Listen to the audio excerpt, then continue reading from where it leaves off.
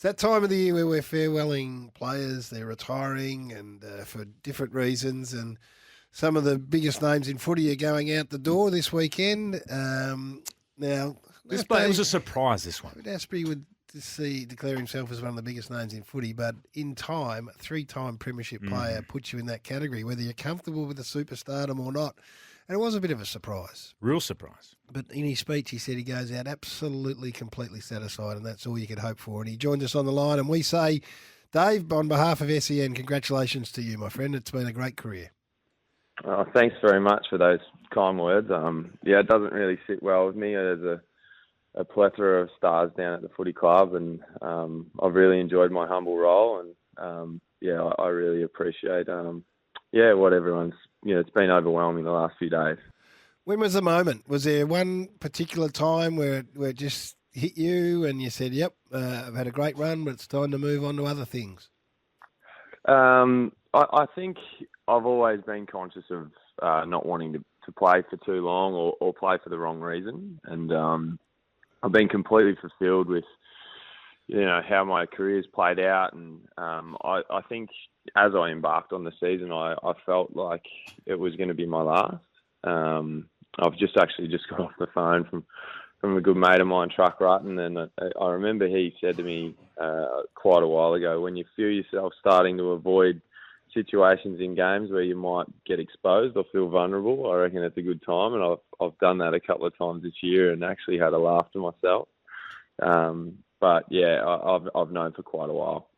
Gee, that's a great summation, because a lot of people would be sitting back going, is there a moment where, whether it's injury or whether you just can't do certain things, but the willingness to compete, I suppose, is at the core of it, isn't it? And if you're sort of admitting there, which is a fantastic thing to hear, that maybe I could just get away with not going to that contest, then in your own mind that was time.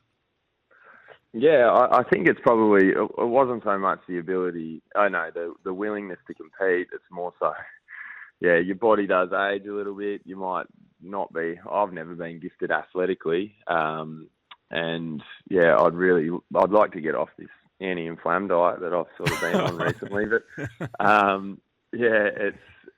think you just start to find that you're not able physically to do exactly what you used to. And, stars or superstars of the game, they've got they can slide for years and still get away with it. Unfortunately, I'm not like that. And I've only got a little bit of a slide before I start to become a little bit liable. I think I've made the right call. David, congratulations on your career. There's a unique connection that defenders have with each other, and for obvious reasons. Just take us, when you lost Alex Rance, and many of us thought at that time that he was probably close to the best player in the competition, certainly the best defender in the competition. How was it that you're able to cover for him? And it looks, from the outside, it looked reasonably comfortably and easily. It certainly wasn't. The whole defensive mechanism of the football club had to shift to cover, a player like Rancy. In the defensive facet of the game, he's worth two players or more. And as you said, I feel like he was for the most part of those 5 years where he was All Australian, I felt like he was the best player in the game also. But just the way that he was so invested in our defensive philosophy and taught them, and the ability to win contests, it's just worth an enormous amount in football. And it was really difficult. I think there was an emotional aspect that really rocked us for weeks after that incident. He'd been so durable for so long. So to play without him, we almost felt naked out there, to be honest. I think it was going to take our best from every other individual, particularly in the back half.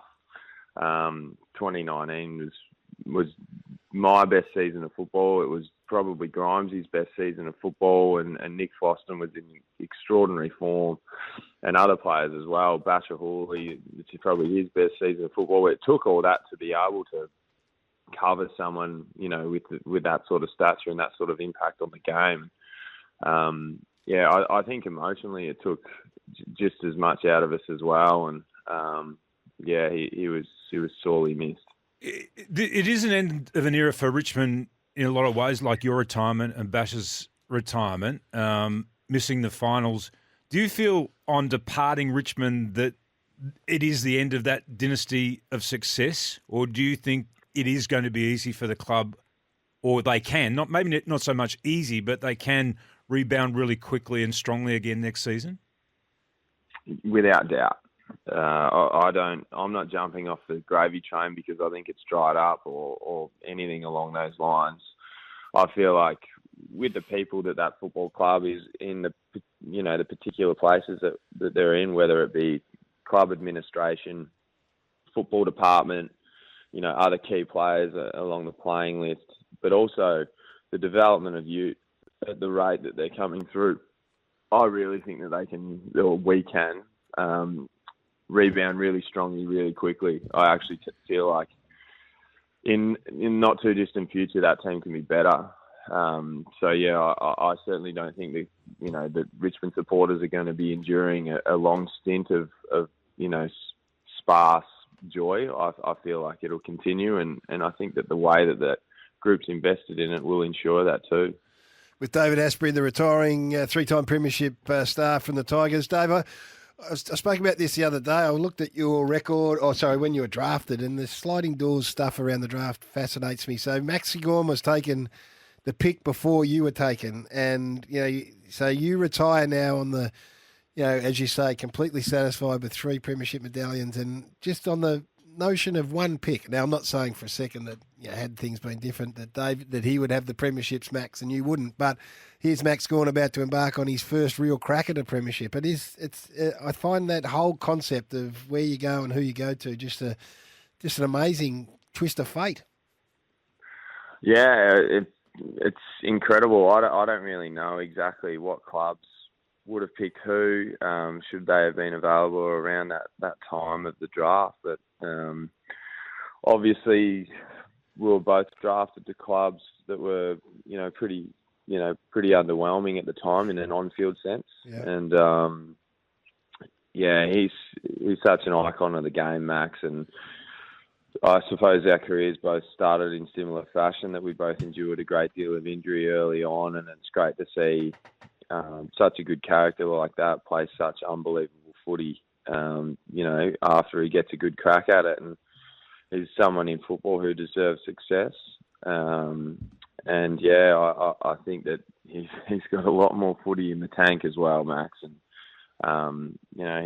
he really is a beacon for that football club. And, I certainly wish him the best.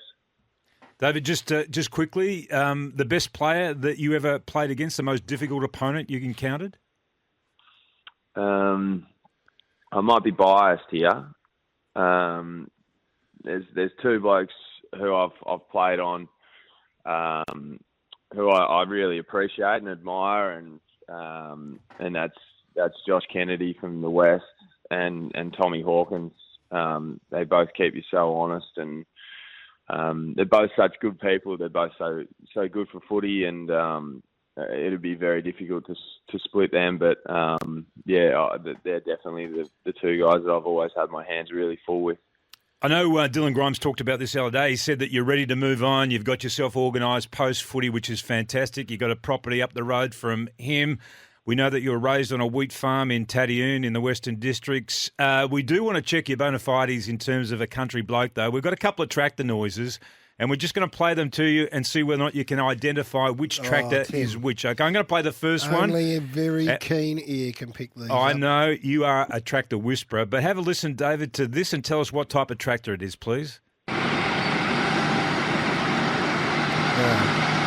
Easy. What do you think that is, Dave? Yeah, that's a John Deere, no doubt. John Deere? Where's the ting? Correct. Next one. You won't get this.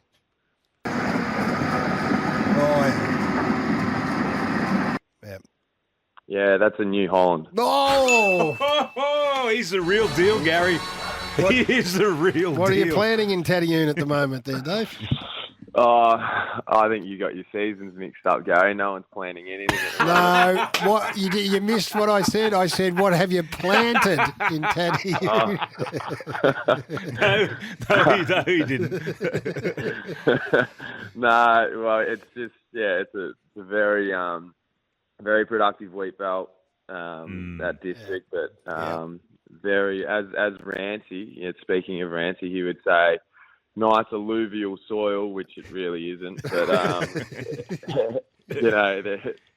they're having another really great season back there, and speaking of tractor noises, they're buying new machinery all the time. They'll whinge about the weather, they'll whinge about anything, but